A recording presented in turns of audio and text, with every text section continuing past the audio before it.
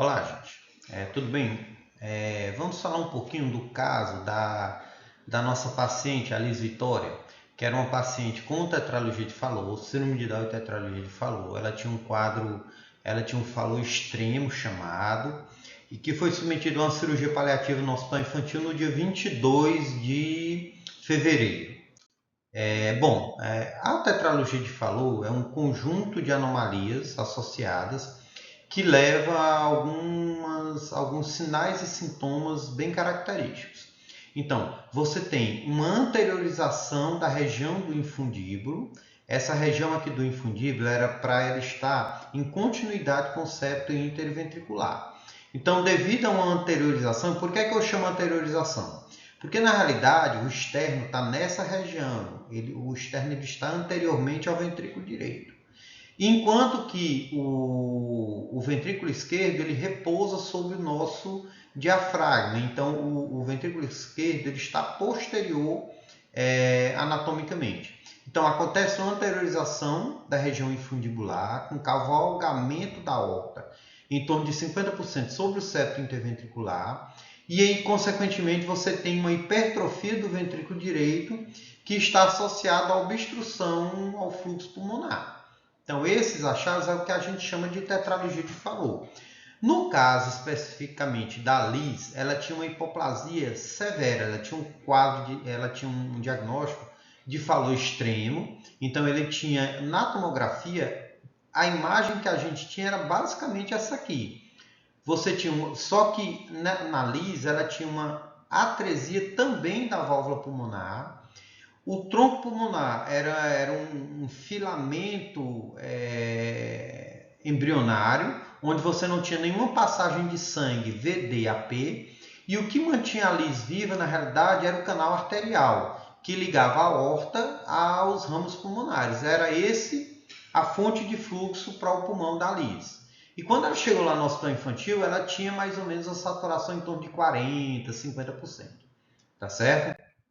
Então, a definição da tetralogia de Fallot foi feita em 1888, que ela se define justamente por desvio anterior e superior, lembrando que aqui é anterior, né?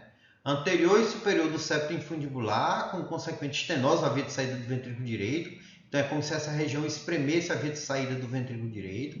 Você tem uma CIV de via de saída, justamente por conta desse deslocamento do septo infundibular. Consequentemente, também é isso, você tem um cavalgamento da aorta sobre o septo interventricular em torno de 50% e de maneira reacional, devido à estenose pulmonar, ou seja, a obstrução ao fluxo pulmonar, você tem uma hipertrofia do ventrículo direito que normalmente ele é proporcional ao grau de estenose. O raio-x de tórax ele é descrito como coração em bota. Então, como a gente tem um deslocamento da aorta anterior e à direita, a sombra da aorta ela fica apagada aqui no arco médio. E lembra essa imagem de uma bota, tá certo? E além disso, quando o paciente ele tem hipofluxo pulmonar importante, a trama vascular pulmonar ela é bastante reduzida. Então, sempre que a gente tiver um coração em bota com o pedículo vascular, a sombra do pedículo vascular estreitado e hipofluxo pulmonar, o paciente tem sopro e cianose, esse paciente, até se prova o contrário, ele tem uma tetralogia de Fallot. Essa é uma outra imagem de uma tetralogia de Fallot. Aqui o que chama a atenção é um arco aórtico à direita, que é um achado bem comum nesses pacientes.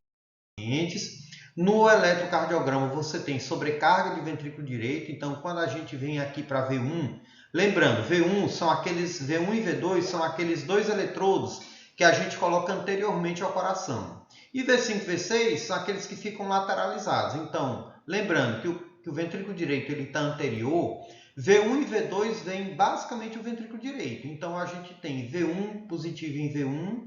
Desculpa, a gente tem um QRS bem positivo em V1 e V2, então isso aqui é um sinal de sobrecarga de ventrículo direito. E aí um outro achado é que o eixo está também desviado para a direita. Então, V1 ele está isoelétrico, lembrando que V1 é aquele eixo horizontal. Então, o QRS, a despolarização acontece de cima para baixo, então perpendicular a V1 e paralelo a AVF, ou seja, o QRS está completamente positivo em AVF. Quando a gente vem aqui para o eco, para as imagens do ecocardiograma, a gente entende aquele tal da anteriorização e cavalgamento da aorta. Então, essa região do infundíbulo aqui era para ele estar em continuidade com o septo interventricular, como ele está deslocado anteriormente junto com a aorta cavalga o septo, você tem uma anteriorização do infundíbulo e isso leva a um estreitamento da via de saída do ventrículo direito. Alguns pacientes eles têm hipoplasia do tronco pulmonar, no caso da Lisa ela tinha uma hipoplasia extrema, tá certo? E eles podem ter também graus variáveis de hipoplasia dos ramos pulmonares. A apresentação clínica depende muito do grau de estenose pulmonar. Então, quando essa estenose pulmonar é discreta, esses pacientes eles podem inclusive serem acianóticos e alguns pacientes inclusive eles podem ter uma apresentação clínica semelhante a uma CIV. Então vamos lá, se você tem lá uma estenose pulmonar gradiente lá de 15, 20, 30, então esse paciente ele pode ter hiperfluxo pulmonar e se apresentar na realidade como uma CIV. O que define a tetralogia de Fallot são os achados ecocardiográficos. Porém, a maior parte desses pacientes eles têm uma estenose significativa na via de saída do ventrículo direito, você tem uma hipertrofia reacional e um shunt do ventrículo direito para dentro da aorta, o que causa cianose nesses pacientes. O tratamento, a gente se baseia no tratamento clínico, que visa fazer a prevenção das crises de hipóxia nesses pacientes. A gente usa uma classe de medicamentos que diminui a contratilidade cardíaca, nesse caso são os beta-bloqueadores. O tratamento da crise de hipóxia, cada vez mais a gente vê menos crise de hipóxia, até porque as cirurgias elas têm sido indicadas muito precocemente, inclusive nos pacientes com Fallot extremo, a gente não espera, não tem mais tempo de espera não. Então, tratamento das crises de hipóxia, que é um tratamento específico, é uma outra aula. A gente tem que fazer prevenção de anemia com reposição de ferro e profilaxia de endocardite bacteriana para aqueles pacientes que vão se submeter a procedimento cirúrgico contaminado. A correção total da doença ela é feita como? Você coloca um retalho na via de saída do ventrículo direito, lembrando que o ventrículo direito ele é anterior, então a gente abre ali entre o ventrículo direito e o tronco pulmonar, amplia com o pericárdio, com o PET de pericárdio, você amplia o anel pulmonar e algumas vezes a gente tem que ampliar todo o tronco pulmonar. E você fecha a CIV. Então, na realidade, a tetralogia de Fallot ela é caracterizada, a correção é caracterizada pela correção desses dois efeitos. A estenose pulmonar, infundibular e valvar, e às vezes do tronco pulmonar, e o fechamento da CIV. Uma outra opção, quando você tem uma hipoplasia severa do tronco pulmonar, como é o caso da Lisa, eu acho que ela vai terminar indo para essa correção, você coloca um tubo entre o ventrículo direito e os ramos pulmonares e fecha a CIV.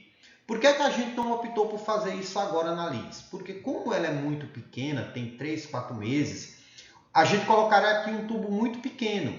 Então, como ela vai crescer muito rápido agora e o tubo não cresce, logo esse tubo ele se tornaria estenótico. Então, a gente teria que submetê-la a uma cirurgia grande, com necessidade de reintervenções várias durante a vida. Então, a ideia de se fazer uma cirurgia paliativa, mesmo a gente mantendo ela ainda cianótica, melhor do que antes, é diminuir a quantidade de cirurgias com maior risco para ela, tá certo?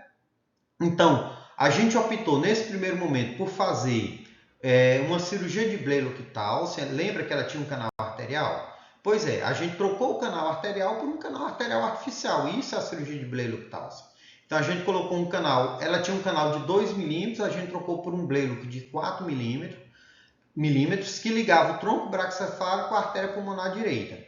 Mas esse Blaloc ele pode ser modificado e ser instalado em outros locais, como por exemplo o shunt central, a artéria pulmonar esquerda. Isso depende muito da anatomia e da